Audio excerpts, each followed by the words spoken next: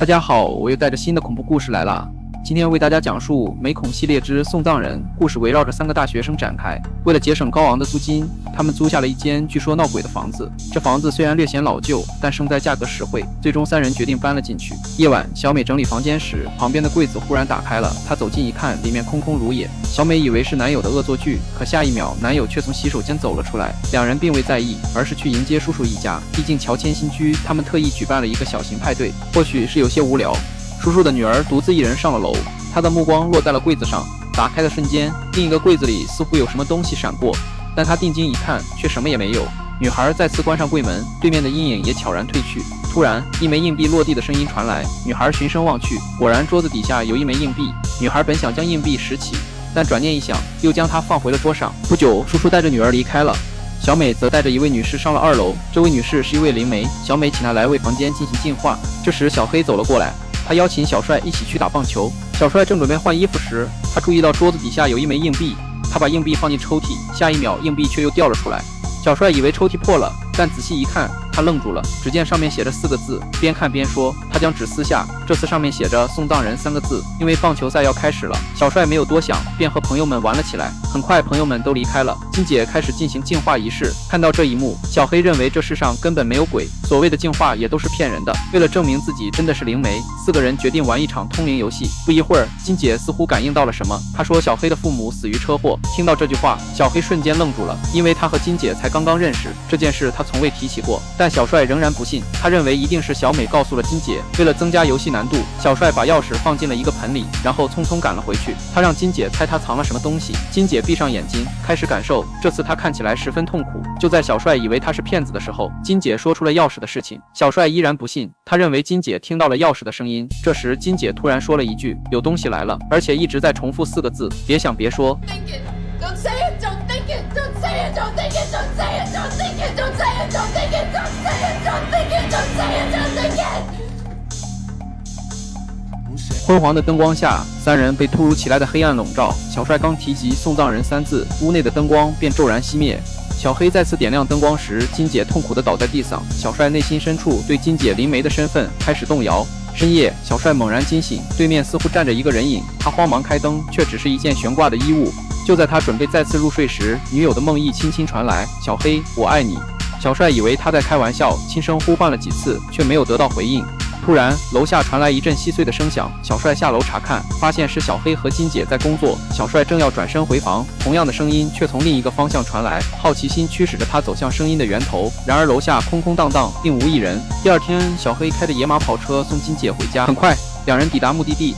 金姐正准备下车，小黑突然发现他头发上似乎爬满了虫子，但再次定睛一看，虫子却消失得无影无踪。原本小黑还想继续加班，但目睹这一幕后，他顿时没了兴致，匆匆赶回家中。与此同时，小帅也有了新的发现，墙上布满了深深的抓痕。他立刻将此事告知小黑，小黑却认为是派对上朋友们留下的痕迹。说完便走向厨房，对小美轻声说道：“你真纯洁，真漂亮。”小帅无意间听到了这句话，但他并未在意，只当是小黑还没醒酒。听着小美断断续续的咳嗽声，小帅打算为她泡壶茶。就在这时，小美再次睁开双眼，看到一丝不挂的小黑站在面前，轻声说道：“来吧。”诡异的是，小帅似乎没有听到这句话，再次看向门口时，小黑已经消失不见。夜幕降临，诡异的声音再次响起。无论小帅如何呼喊，小黑和小美都毫无回应。无奈之下，他只能独自一人循着声音走去。他推开门，发现墙上的抓痕没有任何变化，门口也空无一人。就在小帅准备返回时，声音再次传来，这次是从地下室的方向。担心有坏人潜伏其中，小帅壮着胆子走了进去。一番摸索后，他发现地下室的墙上也布满了抓痕。突然，一阵金币掉落的声音打破了寂静。就在小帅弯腰捡起金币的瞬间，一个人影一闪而过，吓得他立刻冲向门口，然而门却诡异地自动关闭了。小帅正要继续逃离，小黑和小美却突然出现。原来他们一直都在客厅，根本没有听到小帅的呼喊。小帅顿时怒火中烧，他认定2人肯定背着自己做了什么见不得人的事，自己刚才喊得那么大声，他们怎么可能听不到？为了让小帅相信自己，小美拿出一本书给他看，书页上画着一个神秘的人和一条狗。看到这幅图画，小帅想起了送葬人，但他仍然不愿相信这个世界上真的有鬼魂。直到小美缓缓说道：“送葬人3个字一直在我们脑海中挥之不去。如果想要忘记，就会出现幻觉，最终失去理智。”这句话如同一道惊雷，在小帅心中炸响。夜已深，小帅再次从梦中惊醒，昏暗中对面的衣物恍惚似人影，撞衣柜的门也悄然开启。睡梦中的小美突然醒来，然而柜中却空无一物。小帅再次看向那件衣物，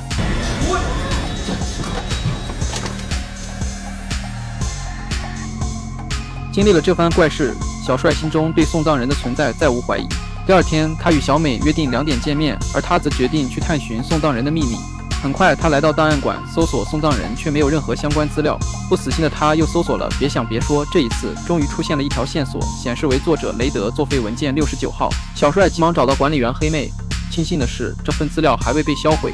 他翻开文件，只见上面密密麻麻地写满了别想别说4个字。除了这4个字，他还看到一篇1969年的新闻，一个少年残忍地杀害了自己的家人。当警方问及他的作案动机时，他却声称是受送葬人的指使。听到这里，黑妹想起了这份资料的作者雷德，他当时如同着魔一般，嘴里念叨着别说别想，手里拿着枪追赶自己的家人。最终，他亲手结束了家人的性命。就在他准备自杀时，却发现无论如何也扣不动扳机。他又找到一瓶下水道疏通剂。就在这时，送葬人突然出现，只留下一句“我不会让你得逞的”。雷德便将疏通剂一饮而尽，最终他也走向了死亡。由于线索有限，小帅看了看时间，才1点40，他决定再研究一会儿资料。突然，送葬人的身影出现在眼前，小帅以为是幻觉，但再次看去，送葬人离他更近了，而且每当他低头，那身影便会逼近一步。他不知所措。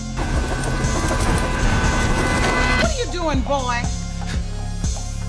再次抬头看手机时，时间已是2点37点。因为他和小美约好2点见面，小帅不得不匆匆赶去。很快，他看到了小美，但他却和小黑紧紧相拥。看到这一幕，小帅急忙躲了起来。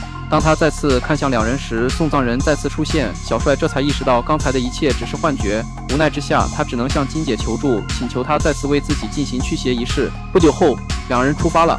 在车上，金姐谈起了送葬人，她曾将这3个字告诉闺蜜，之后闺蜜便开始出现幻觉，而她包里带血的锤子似乎暗示着闺蜜已经遇害，这说明送葬人3个字不能外传，一旦扩散，后果不堪设想。这时，金姐突然看到路边发生了一起车祸，她急忙让小帅停车，准备下车帮忙。小帅看了一眼锤子，也跟着下了车，但他并没有看到车祸现场，他知道这又是幻觉，他拼命呼喊金姐，但他却置若罔闻，在他眼中，车祸现场依然存在。这时，一辆火车疾驰而来，尽管司机已经拉起了手刹，但悲剧还是发生了。目睹这一切，小帅彻底陷入了绝望。警笛声划破夜的寂静。不久后，警察抵达了现场，小黑和小美也匆匆赶来，焦急地询问发生了什么。火车司机眼中，那场车祸只是一场虚幻的泡影，那家人并不存在。他看到的是小帅挥舞着锤子追赶着金姐，在他看来，小帅绑架了金姐，金姐是为了逃脱他的魔爪才遭遇了不幸。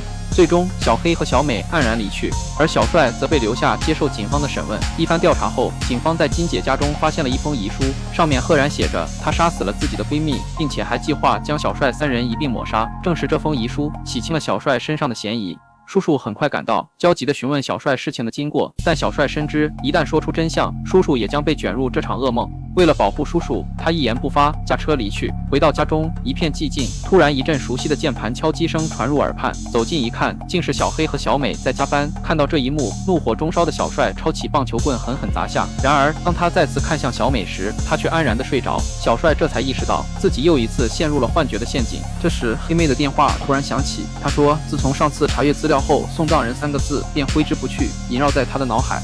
与此同时，小帅也有了新的发现。他在小美的衣服里找到一张纸片，上面写着雷德作者的妻子太阳山路83号床头柜。雷德早已离世，他的妻子为何幸免于难？这或许是摆脱送葬人魔咒的唯一希望。小帅匆匆挂断电话，而黑妹只留下了一句：“我马上就到。”镜头缓缓移动，只见黑妹手握一把染血的刀，身后躺着她被杀害的家人。不久后，小帅来到雷德作者的家中，他恳求老人将雷德的一切都告诉他。原来雷德曾是一名记者，少年杀人案发生后，他便开始追查这背后的真相。最终，他发现了一种能够让人陷入疯狂的死神，也就是送葬人。自此之后，雷德仿佛变了一个人，他在家中写满了别说别想。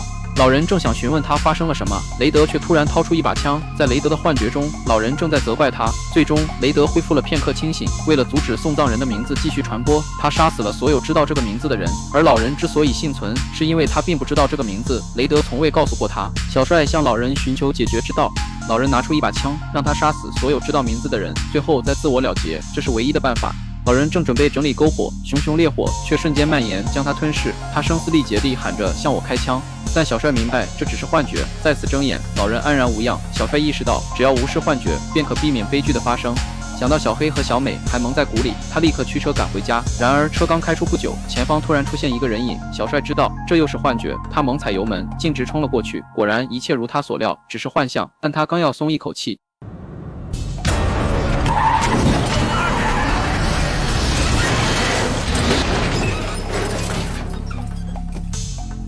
凝视着已然倒下的黑妹，小帅仍旧执拗地认为这只是一场幻梦。然而这一次，冰冷的现实却无情地击碎了他的幻想。与此同时，小美和小黑也陷入了怪诞的漩涡。在小美惊恐的眼中，走进屋内的小黑竟幻化成了小帅的模样，而小黑眼中，小美浑身浴血，宛如幽灵。此刻，戏剧性的一幕上演了。小黑惊恐万分，以为小美要取他性命，而小美则百思不得其解，为何小帅看到自己会仓皇而逃？转瞬间，小黑奔至阁楼，他颤抖地拿起剪刀，小美却如鬼魅般骤然出现在他身后。千钧一发之际，小帅赶了回来，听到一声凄厉的尖叫，他飞奔上楼，推门而入，却看到小黑正举着剪刀刺向小美。目睹这骇人的一幕，小帅毫不犹豫地扑倒了小黑。此刻的小黑仿佛被某种力量操控，他发了疯似的想要置小帅于死地。万般无奈之下，小帅扣动了扳机，他眼睁睁地看着小黑倒下。可当他再次抬起小黑时，才惊恐地发现被他杀死的竟是小美，而倒在地上的是小黑。小帅再一次被幻觉玩弄于股掌之间。就在这时，柜子里突然窜出一条狗，他头也不回地跑出了房间，而那件衣服也幻化成了送葬人的身影。他将手指放在小帅的额头上，随后一幕幕画面涌入小帅的脑海。画面中赫然出现的是叔叔的女儿。此时叔叔带着女儿匆匆赶来，听到敲门声，小帅急忙下楼催促他们赶紧离开。然而叔叔并没有听从他的劝告。他察觉到小帅一定有事隐瞒，为了阻止送葬人伤害叔叔，小帅只能拼命堵住房门。就在这时，送葬人也追了下来，他毫不迟疑对着小帅开了一枪。目睹这血腥的场面，叔叔彻底吓坏了，他慌忙报警，然后带着女儿逃离了这个恐怖之地。然而故事并未就此结束，奄奄一息的小黑还有一口气在，这或许是送葬人故意为之，目的就是为了传播送葬人这3个字。当警察询问他发生了什么时，小黑用尽最后一丝力气吐出了3个字：送葬人。